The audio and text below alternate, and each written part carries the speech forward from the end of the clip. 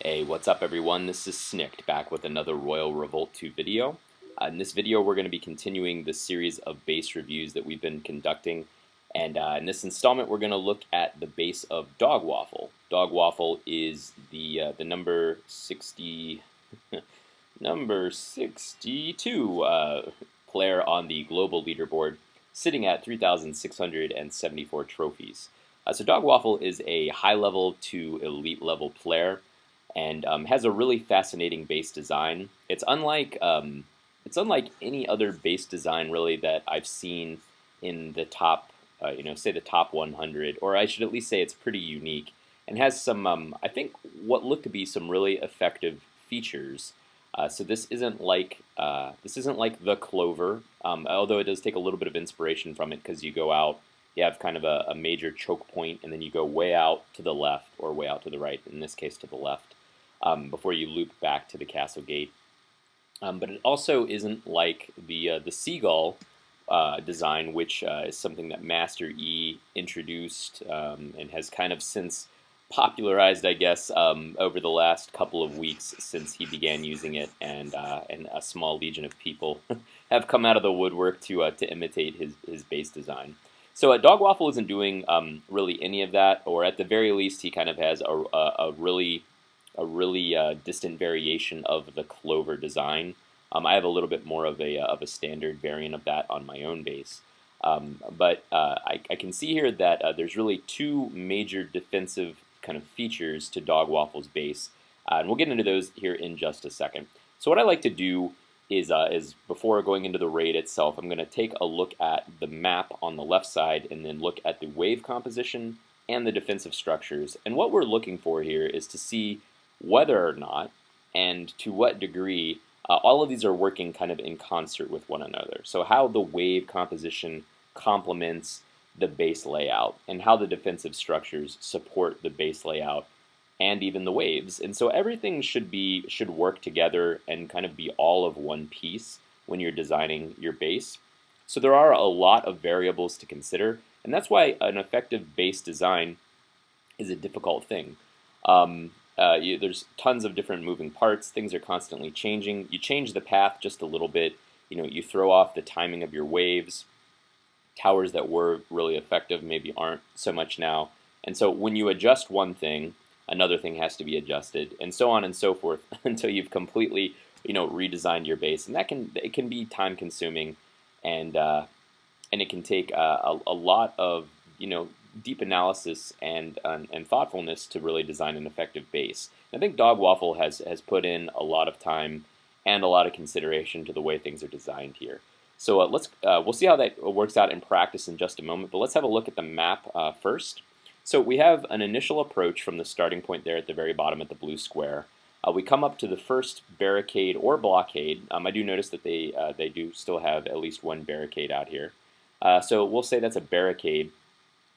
Down into the lower left, you'll notice that there's a lone tower that's sitting out there. In all likelihood, that is a firebolt tower, and that firebolt tower can't be touched except by cannons or by R blasters from around actually past the first blockade after you take that little 90-degree turn to the left. So at this point, that firebolt tower is going to be, if it's not firing on you already at the first blockade, it's going to be firing on you just after you get through that blockade. And then up and to the right, past that little divider where there's that little hairpin turn there, kind of the first major turn, you have another tower that's on the other side of that barrier. And so what happens in effect here is you're going to have a decent crossfire coming at you from the lower left and the upper right. So that makes for a nice little choke point. And what really sets that off is to the left of that little hairpin turn, you have a parallel path. And that parallel path is, I'm sure, where Dogwaffle's designed it such that you have some ranged DPS that's camping out there and is going to be attacking you. So while you're dealing, with those towers, working through those barricades and blockades, you're going to have ranged DPS sitting over on the left side, more or less unopposed, and just pelting away at you the entire time. So that is a nice choke point, and I do like to see that choke point because right after you get through that choke point and you work your way around to the third and fourth towers up on the right side in this cluster of 4, you hit yet another choke point.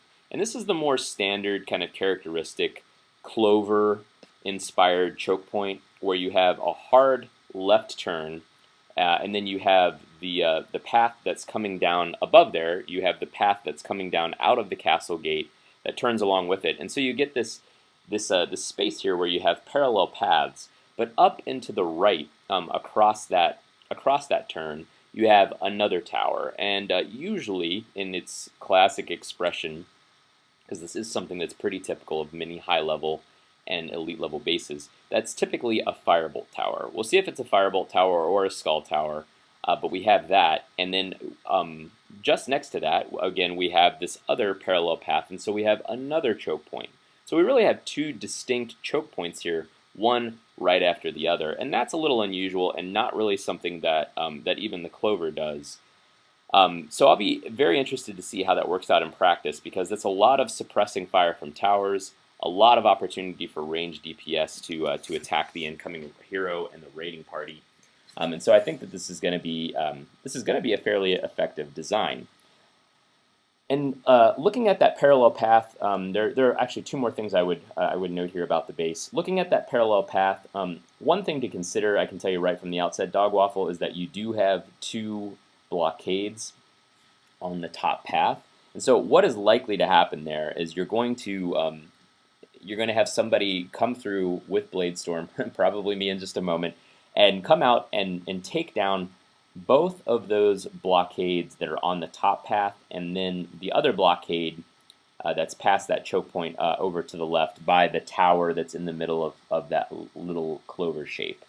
And so with one cooldown, you're going to be able to burn through all of those. And so when they come around that Clover, or they go around that kind of elongated loop on the final approach to the gate itself, they're going to be really virtually it's going to be more or less an easy stroll going through there, and they'll be able to concentrate exclusively on the towers that you have there and won't have to worry about the barricades. So that's something, there's only so many places you can put these blockades, and you don't want things to become too clustered, but I can tell you, that's one downside to having parallel paths here, is that you run the risk of lining up blockades or barricades such that a Bladestorm or a Firestorm, but especially a Bladestorm, can take those down, and so you basically nullify the benefit of having those out there in the first place. So I would consider moving those. If anybody has a base with parallel paths, and there's a setup like this where the blockades are accessible from the other side, you may want to consider moving those around, because if somebody notices that and they have the cooldown and they're smart enough to kind of meter things out and plan to take those down, it's very easy to just wipe through those, and then you don't have to worry about them at all when you actually are proceeding through that part of the path. Final thing that I would mention is up around the castle gate, there's a large concentration of towers. In the lower right corner of the castle gate square, or castle gate rectangle I should say, there is in all likelihood a firebolt tower, and that's an easy one to forget because it's out, down, and to the right. It's not hurting the hero when they're at the base, or when they're at the gate itself. And so that's something that may prevent you from getting that that elusive 100% that people are looking for. A tower in the upper right, and then towers along the left side. So it looks like we have a firebolt tower in the very lower left. Not sure if we'll be able to, or maybe we'll be able to access that from the path and won't have to worry about that at all. But we definitely have 2 towers that are over to the far left, and those are clustered up to the point where one cooldown, especially a Sonic Blast, is going to be able to take those out, and then I'll be able to go up and kind of strafe along the castle gate itself. So there is such a thing as, you want to provide a distraction and concentrate some DPS up around the castle gate, and so that's kind of disorienting to the hero and gives them lots of things to do, and ultimately, if they're not prioritizing things correctly on the fly, they won't be able to get to the castle gate with adequate time to bring it down.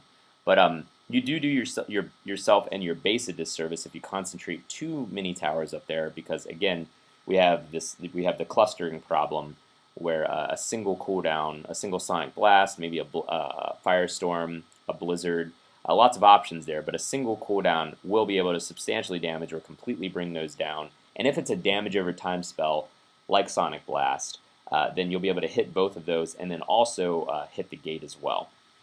Right, so looking at the troops, I do want to mention in brief here, this is a ranged DPS base. You've probably gotten the sense of that as we talked through the base layout itself. But if you look over here at the wave composition, what we have are Arblasters, Mortars, Pyromancers, and then Paladins are in a distant fourth place. So there really isn't a whole lot of melee DPS or melee damage, and what melee damage there is may only be in like a single wave, and the rest of it may be entirely ranged DPS. And finally, we have the single, it looks like probably a single Froster per wave, which is a great thing to include. I'm glad to see that Dogwaffle has hopped on that bandwagon, if you want to call it that. But that is awesome for the slow effect that deals out wave after wave, which can ultimately have a really significant cumulative effect, slowing down the hero and the raiding party pretty dramatically, and can sometimes make a big difference between the ultimate outcome, how the ultimate outcome of the raid turns out.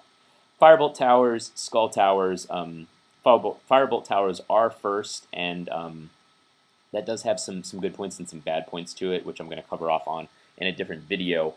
Skull towers second, and then again we have blockades and some barricades as well. And I wonder if those barricades are intended to serve a certain kind of tactical benefit, or if Dogwaffle's just finally getting rid of the last couple or the last few as he rotates completely into blockades. So let's go ahead and go into the raid itself. What I'll do right from the very beginning is I'm going to bring out a mix of Arblasters and Pyromancers. I have cannons as well, but I'm going to wait to bring a couple of cannons out until I've gotten through and gotten around through that first choke point.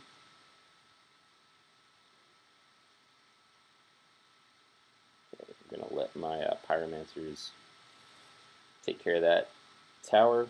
It is a Firebolt tower over there. You can see how it's impacting me, and a ton of range DPS, so that is a really effective choke point. This range DPS can fire across this little lip here, but it's really not all that good, just because it's so easy to get around. And there we have another Firebolt tower that's at this choke point.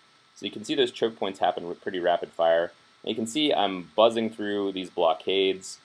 All three of them actually taken down. That was a max level Blade Storm that I just used there. And here we are back around at this first. I didn't even bring out my cannons. That would have been a benefit. But the first choke point, that tower is taken down. So I'm moving through. A lot of range DPS here. Probably too much. We saw that it was almost exclusively melee DPS in the first. Tag that tower. Moving on in the first wave, which was good, and that's a great way to open up the defense. However, when you only have so many opportunities for choke points in a base, and after that, the ranged DPS when they're fighting in line, so they're not fighting across parallel paths, and they're not fighting across they're not fighting at choke points, but they're just fighting in line.